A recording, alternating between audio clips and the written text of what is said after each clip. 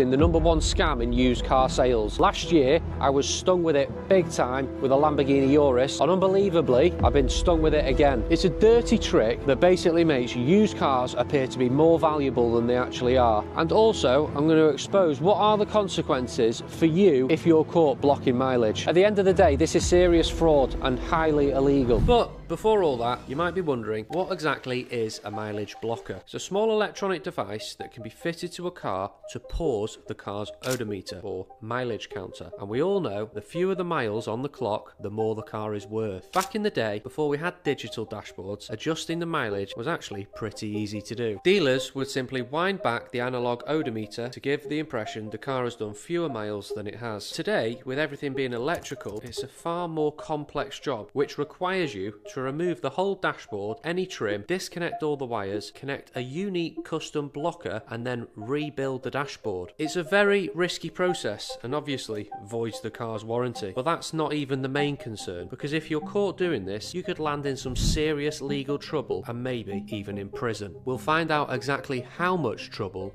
later in the vid. So, what's the story with this RS6? The car was supplied to us from a local customer and sold off our forecourt a few months ago, but the problem came when the new owner tried to sell the car. It was discovered that a mileage blocker had been installed by somebody previously. So where does that leave us now? This is obviously not the news we wanted to hear, but we needed to act fast. So we started by getting in touch with the dealer who found the blocker. The customer that we sold the Audi RS6 to called and said, "What's going on here? I bought this car from you, and the dealer that I'm selling it to is now saying that it's been clocked." I'm going to try and call the customer, call the dealer that's bought it, and try and get to the bottom of it, because when I hear about clock cars or cars with blockers in, it turns my stomach, to be honest. We had one last year, Lamborghini Urus. We sold it to a customer locally to us.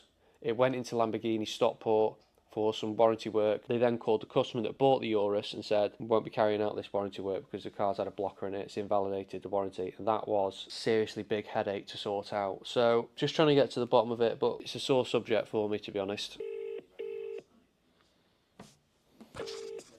Hello, you okay? Yeah, good, thanks. Are you? Yeah, I'm good, thank you. Good, good. So what's happened with it then? The RS6, we've noticed there's a discrepancy in the mileage between the control module, how far the control module has been driven, compared to what's being displayed on the virtual cockpit. Right. And also looking around the virtual cockpit, it shows signs that it's been touched around there, like the trims around. So where's the car now? The car is with us now. Yeah. How come you've bought it if you think the mileage isn't right? We can correct it to the correct mileage because it's not a million miles out. If it had done 15, 20,000 miles more, I'd have walked away, or we would have walked away. However, because it's such a small amount out, we can correct that to the right mileage, and it's not like missed any servicing. I would get one done for peace of mind. Yeah. It's not missed any servicing. It's not like it's done 60,000 miles and the clock shows 15 and the mileage is massively out and it's missed potentially some major services. It's not ideal that it's out, but it is like 5,000-6,000 miles, so it's not missed a service. So how do you wind it back? Do you have to take the dashboard out and then run it on a bench, or to put it to the correct mileage? Yeah, or can you digitally amend it? You have to send the clocks off to get them done. So I've got a specialist that can do it. All right, well, it sounds like you know what you're doing. I just wanted to get the full picture, that was all. Thanks for the update. Cheers, pal. See you in a bit. Bye-bye. Bye. So, blocking the mileage on these high-end cars isn't that simple. It's an extremely technical job and requires precision and the equipment to go with it. These guys are professionals, and as you heard, getting it fixed is possible, but it's very time-consuming. It was now time to call the customer and hear his point of view and get to the bottom of this situation.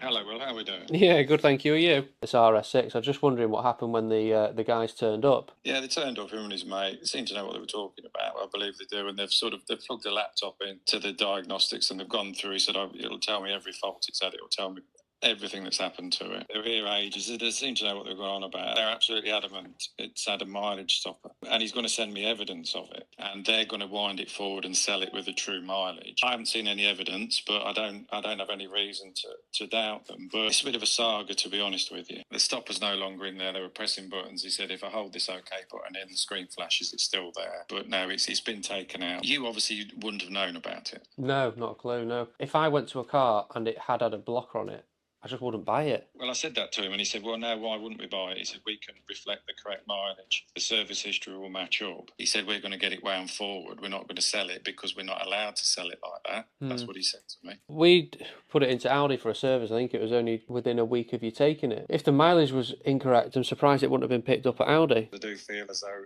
if it, it was dearer than what it should have been because of the mileage. So I don't know. It's all the balls in your court. Really. What's he saying? The mileage is out 5,000. And my point to him was, it's still less than average. And he said, it's huge on a car of this nature. Well, if it was me, I went to go and buy a car and I was adamant it was clocked, I just wouldn't have bought it. All right, okay. All right. Cheers, Bye-bye. Bye.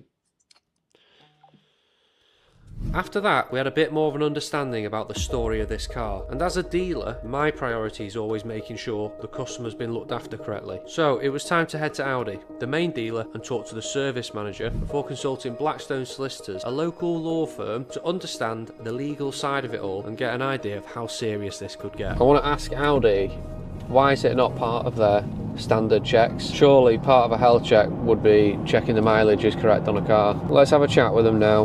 Will. Well, Charles. Charles, nice to meet you. We've just had an Audi RS6 which had a service, and it turns out it had a mileage blocker on it. Every vehicle has an inspection service. If you plug it in to see if any faults are stored, that would potentially tell us. The RS6 which we talk about, we had it serviced here before it went out. It's not part of a standard service though, is it, to check the mileage? Or are you saying it is? No.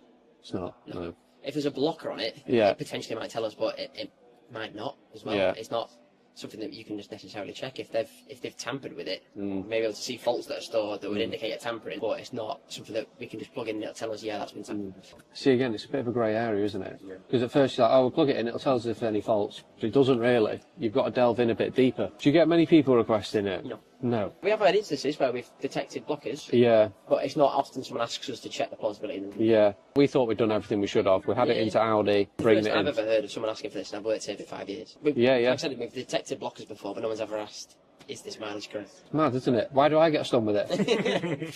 It was now time to get a legal standpoint on this situation. Hello, how you doing? Very well, how are you? Well, nice to meet you. Nice to meet you. Bit of a strange request, or do you kind of get the concept? We have a similar rule in England for one particular area of law, which is landlord and tenant. So if a landlord fails to register the rent deposit at in a registrable scheme, then at the tenant notices, the tenant can recover 3 times that amount back as a penalty against the landlord. In the US, the buyer is entitled to 3 times the value. Give the car back, the buyer gets their money back, times 3. And in England, unfortunately, although you can go to prison up to 10 years, I don't know of a case where somebody has. On the websites, when you look for mileage blockers, it even says things like totally untraceable, or why would you want an untraceable mileage blocker? The law is there, it just goes, we don't have the resources to enforce it. It's very frustrating from as a dealer point of view, because we try and do our due diligence to make sure that the car is right. People will sit there and think, oh, we'll just check every mileage on every car. Yeah. A lot of the time you try and book in cars into main dealers and you might be waiting 3 or 4 weeks. True. You might have had the car for a couple of days, it's sold, you want to get the car out, and in the interest of keeping the business flowing, sometimes it doesn't work. I had one other car. I've had an Audi R8. That was about 2 or 3 years ago. Set up the business in 2018. I've had 3 cars. So it's like, it's quite sporadic. From a legal standpoint, what's the consequences for people if they are putting blockers on cars? Up to 10 years in prison. We can't find any cases where that's happened. Legally, there is the powers there to send people to prison. There's the civil rights that you can pursue, which is not just for the value of the vehicle, but also if you've lost the opportunity of selling that vehicle, the profits. So you could potentially recover the profits, and you could potentially recover damage to reputation. Unfortunately, enforcement is just not as vigorous. I just don't think they have the resources. I had my car stolen from outside here a couple of years ago during the daytime, right outside the front door where it's parked now. I had a tracker on it, and the police obviously don't have capacity to deal with it. It's not a human being that's in danger, it's a vehicle. In that case, it was appalling because the tracker wouldn't give me the location of the vehicle and the police wouldn't. And I said, but you don't have the capacity to send somebody where it is. I've got a private security company that will go and collect my car now. It will only be there for the next 20 minutes, half an hour until they find the tracker, and then it's gone. And the police said no, because it endanger your life or your security firm's life, and refused to give it to me. By the time that I proved that they were wrong in that they weren't allowed to do that, it was too late. The vehicle had obviously gone. I can't believe how much in America that they charge 3 times. Yeah. That is incredible, isn't it? Brilliant. I mean, it's a great incentive not to do it. Other than the occasional mileage issues, business is all right.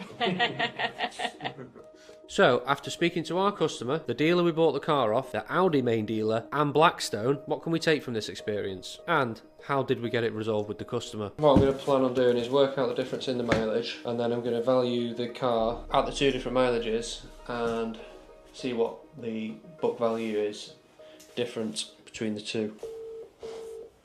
Hello there, Will. How are we doing? Yeah, not too bad, thank you. Are you? Yeah, not too bad at all, thank you. So, how are we looking now, Will? The long and short, it looks like someone has tampered with the mileage. I've actually been into Audi main dealer today, Stockport West, which serviced it. And I said to them initially, would this flag? And he said, oh yeah, when we do a service, it'll flag up any faults, it'll bring a fault code up. And then I asked a little bit further, digging, and they like, well, actually no, it wouldn't. You'd have to specifically ask for a mileage plausibility check. I mean, how do you want it to be resolved? Obviously, I've paid more for the car than we should have done. So, some kind of compensation, I think, is in order. But I'm happy to come to some kind of agreement, which would end up potentially you paying less, and then it just be over and done quicker. What were you thinking? I want to make sure you're happy. Have you got a figure in mind where you would say, right, let's just put it to bed? So there's £1,750 difference. Would you be looking to offer that figure then? Is that what you're saying? If we did settle that, would you feel like we've looked after you and happy to put it to bed? I would do, yeah, as long as we can sort the warranty as well. The warranty would be a fair chunk. I don't know how it works pro rata. To keep it simple, maths, if there's £1,750 we're agreeing